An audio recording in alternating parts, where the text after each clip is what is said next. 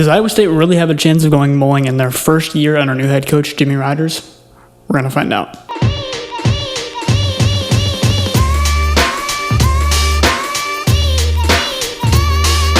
Welcome to the Big 12 Deep Dive. If this is your first time joining us, if you've been watching us before, welcome back to the Deep Dive podcast. Today we're going to do a little Iowa State football schedule breakdown, just kind of going through the games, all the predictions, stuff like that, what I think Iowa State's going to do this year, and just kind of go through every game, who to watch out for on other teams and stuff like that, and also what I think Iowa State could do against these teams. So yeah, without further ado, SEMO. I'm not going to go too in-depth with this game. We should win this one. I'm not even going to bring up any of the SEMO players. This is the only game I'm not going to talk too long about, but I do think it'll obviously be, I don't want to say a finding out game necessarily, because we should throttle them theoretically, but I do think that this will be a good game for, obviously just finding out kind of what we are, just a little bit. I do think that Jimmy Rodgers, the way that his coaching style is, he is going to save some stuff for Iowa, especially being a first-year head coach. So going on to that note, I think we will get past SEMO. The next game, going to Iowa City, 6:30 p.m. kickoff. I'm not going to lie, I struggle with this one a little bit because as an Iowa State fan, especially going up against Iowa, I'd never like to pick against Iowa State. However, I'm going to pick against Iowa State in this one. I don't think Iowa State's going to have enough. I think it's going to be a very close game. However, I do think that if Iowa State does win, it's going to come down to, again, Cal Conradi hitting a field goal 3 years in a row for the win. But I just, truthfully, I like the talent that we have in our first year under Jimmy Rodgers, but I do think Iowa has a little bit more. I will be very interested to see who Iowa will actually play at quarterback, because obviously you have Hank Brown, but also you have Hecklinski. I think either one of those guys could be the starter for Iowa this year. The thing that I will say about this, though, is obviously Iowa's had offensive struggles in the past. I don't know necessarily, though, if being at home, obviously they play, Northern Illinois, I think, the first week. Obviously, Iowa State's going to be a bit of a tougher game, hopefully, I assume. Unless you're going off of if you watched our last video, you saw that Iowa State was ranked 100th in one of the On3 reporters' list of all of the college football teams' rankings. I assume Iowa State will be a tougher challenge for Iowa than Northern Illinois will be. But I think this will obviously be the first big game of us finding out who Iowa State really is about and what we are. Obviously, other than winning the game, how are we going to try to accomplish winning the game? But yeah, other than that, Iowa obviously very solid defense year in and year out. And then their offensive line, the only name that I have noted here is Cade Piper, or Paper, one of the two. Offensive lineman, going to be very, very, very dominant. However, I think it'll be interesting to see, Isaac Terrell. It'll be very interesting to see him going up against this Iowa offensive line, and kind of to see how he does and see, how he can get by them and get to the quarterback. Like I said, though, overall, I think it'll be another close game again this year, but I do not have high hopes for Iowa State in this game. I just don't this year. And especially being in Kinnick, especially at night, too, that's going to make it even harder, especially under a first-year head coach. So I have Iowa State losing this one. Will be 1-1. Then you get to go back home for actually a couple games in a row. You get Bowling Green. Again, not going to talk about this one too much. Bowling Green, though, however, I will say they do have a solid defense. Dorian Pringle, JoJo Johnson, Khalil Pascal, those are all going to be guys to watch on Bowling Green. Kind of keep an eye on, pay attention to a little bit. But I do think overall Iowa State will end up getting that win. So we will be moving on to 2-1 in the non-conference slate. Then you stay at home against Utah. Obviously, Utah losing their head coach, but retaining most players. Devin Dampier and then Parker at running back are your two, I would say, biggest priorities, especially for the defense to look out for. Other than that, this is a game that I also kind of struggle with a little bit because Utah obviously is a good team. They're going to be a good team this year. A favorite in the Big 12, at least on my list for sure, and I know a lot of people's others list. But this is one of those games where I don't think we have enough talent to win this game. I think we have enough talent to keep it close, but I don't think we have enough talent to win this game, so I'm having Iowa State lose this one, going to 2-2. Staying at home, you take on West Virginia. West Virginia, I've been getting a lot of mixed vibes online. I've seen really good things about them. I've seen really bad things about them. I've seen things in between about them. DJ Epps, the wide receiver, is one of the guys that I wrote down that'll be important for Iowa State to keep an eye on. Defensively, well, West Virginia's offense-wise, but our defense-wise, we'll have to keep an eye on him. I do have us winning this game, though. I think Jack Trice will be kind of fired up, especially after losing a home game to Utah. I think that game is going to be really loud. And obviously I do think the Utah game will be really loud as well. But I do think Iowa State does beat West Virginia, and we go to 3-2.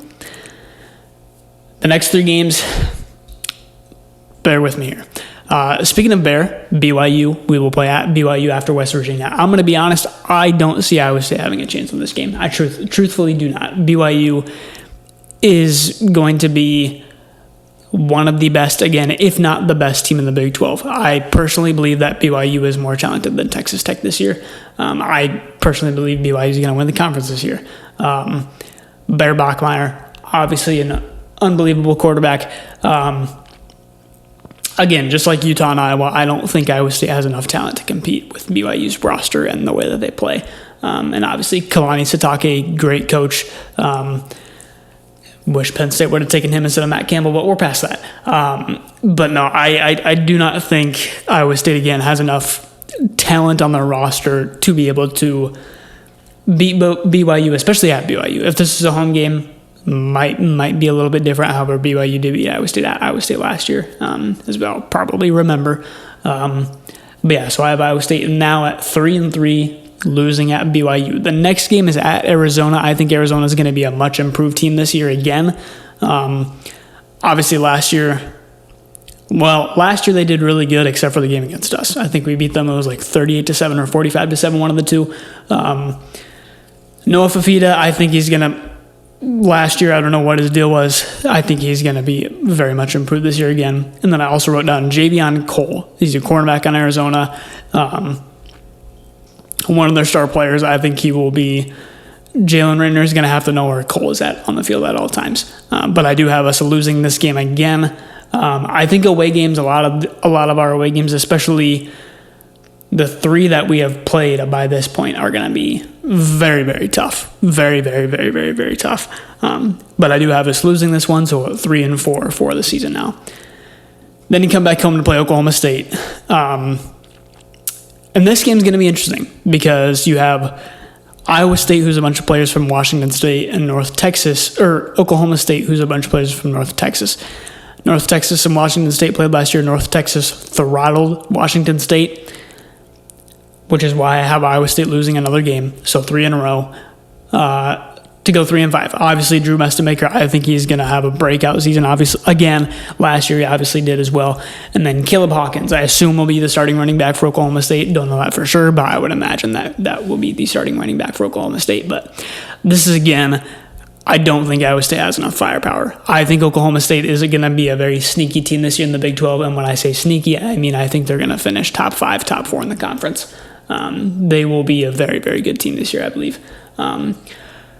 So 3-5, you can only lose one more game to for sure get a bowl bid, and you go to Baylor. I don't think Baylor is going to be very good this year. This is another team kind of like West Virginia that I've heard a lot of mixed comments about them, saying they're going to be really good, they're going to be really bad, they're going to be okay. I don't think Baylor's going to be very good this year defensively. I think their offense is going to be solid, but I don't think they're going to be good defensively at all.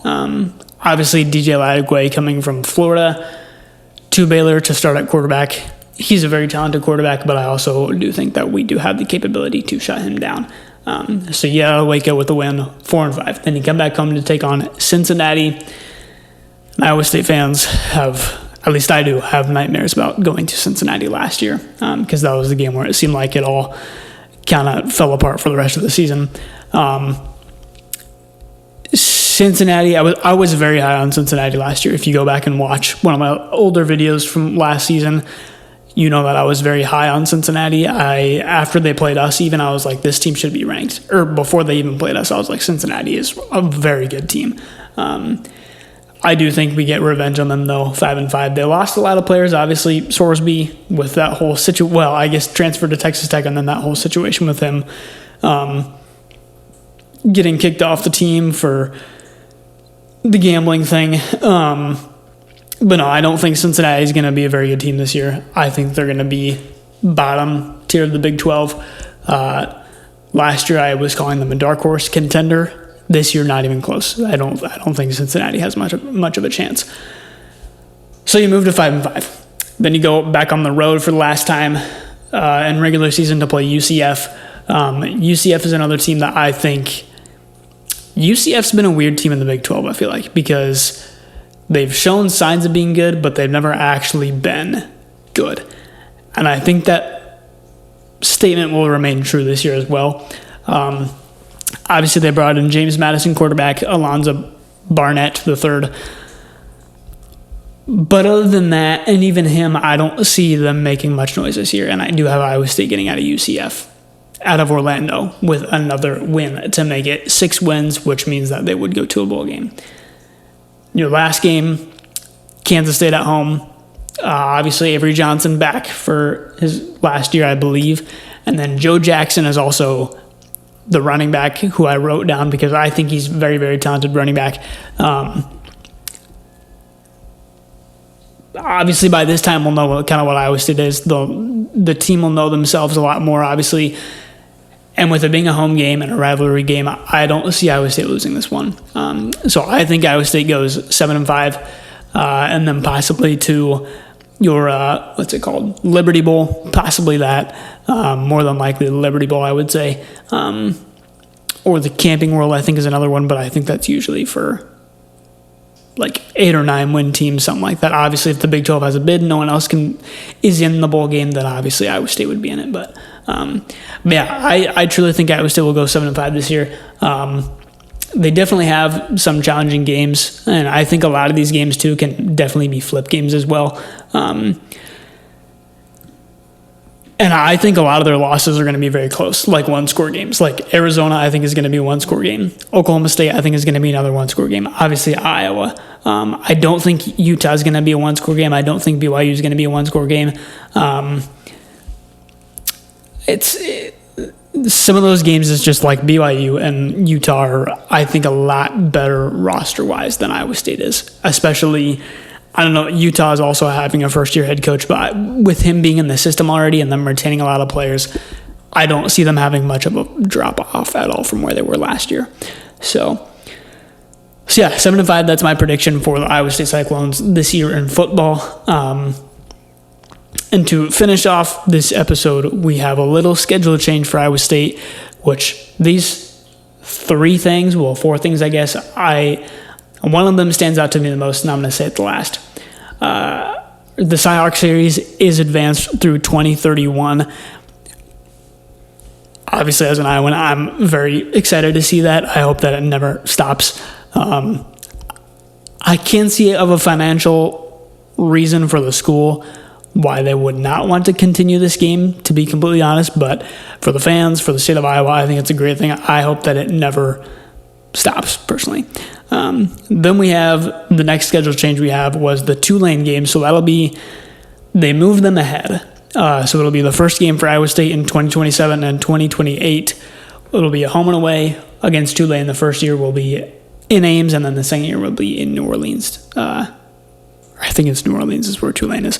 But it'll be at Tulane in 2028, and it'll be the week 0 or whatever game. So yeah, and then the last one that I'm very excited for, that I think is, thank God we finally ended up deciding to do this, is we will play Bowling Green twice at home. So this year we play them at home, and next year we play them at home. Originally it was supposed to be a home and away, but they switched it to Iowa State having both home games against Bowling Green, which I think is a good thing because obviously last year and then with Arkansas State almost losing there in like the 100-degree heat.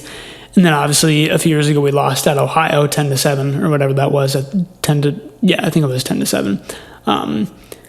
Which, by the way, super off topic, but I keep seeing videos from that field goal kick when it would have been 10-3 in the fourth quarter.